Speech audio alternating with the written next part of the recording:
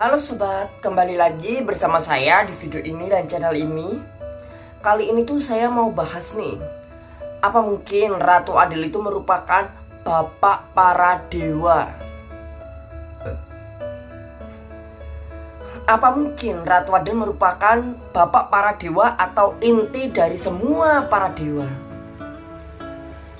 Padahal kalau dicermat-cermat dan cermat-cermati lagi, entah dalam ajaran Hindu atau ajaran Jawa, sebenarnya yang terkenal sebagai bapak para dewa atau inti dari para dewa itu adalah Sang Hyang Bathara Wisnu.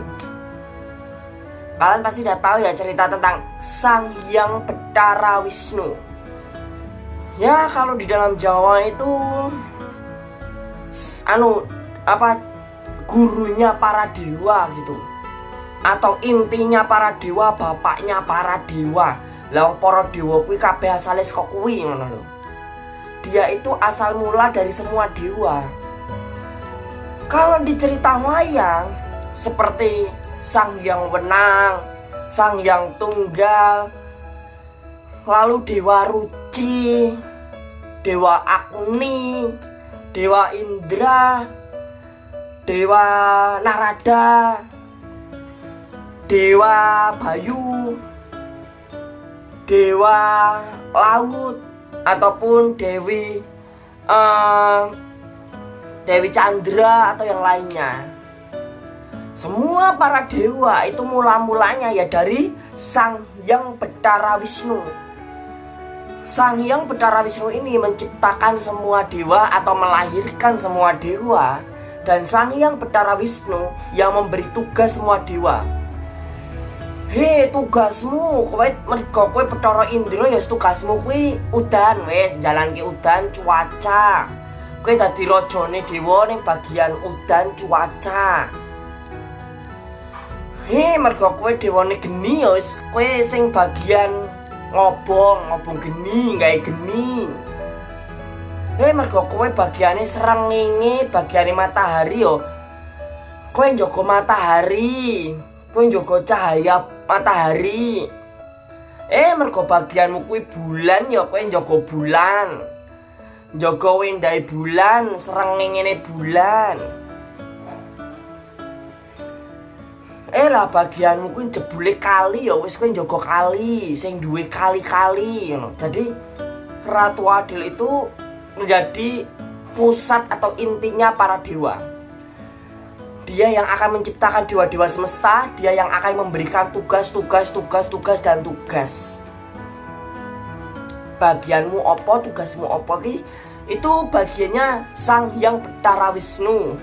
Kalau orang itu sebagian bilang Dewa Krishna, Bathara Krishna. Krishna itu juga merupakan jelmaan dari Sang Wisnu. Di mana Sang Hyang Bathara Wisnu ini memiliki satu istana yang memang istananya itu adalah istana kedamaian. Hanya orang-orang yang dikehendaki Sang Hyang Bathara Wisnu yang diperbolehkan ke istananya. Bahkan hanya orang-orang yang dikehendaki atau orang-orang tertentu yang dipilih oleh Sang Hyang Bathara Wisnu yang akan diperlihatkan wujud kebesaran Sang Hyang Bathara Wisnu dan juga wujud kedewaan dari Sang Hyang Bathara Wisnu. Itu hanya orang-orang tertentu, orang-orang yang terpilih. Tidak semua orang akan diperlihatkan wujud dari Sang Hyang Bathara Wisnu.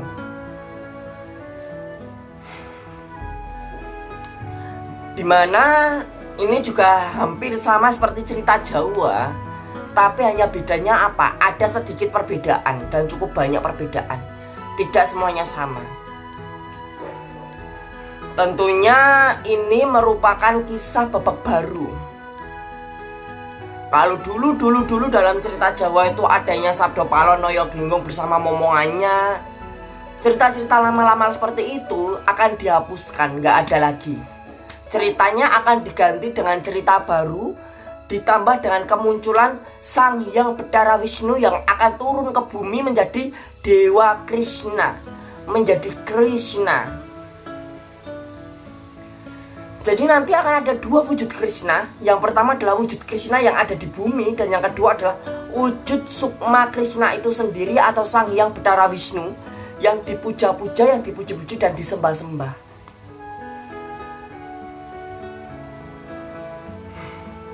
Dimana ini menjadi babak baru. Krishna akan turun di bumi membantu pamong bumi.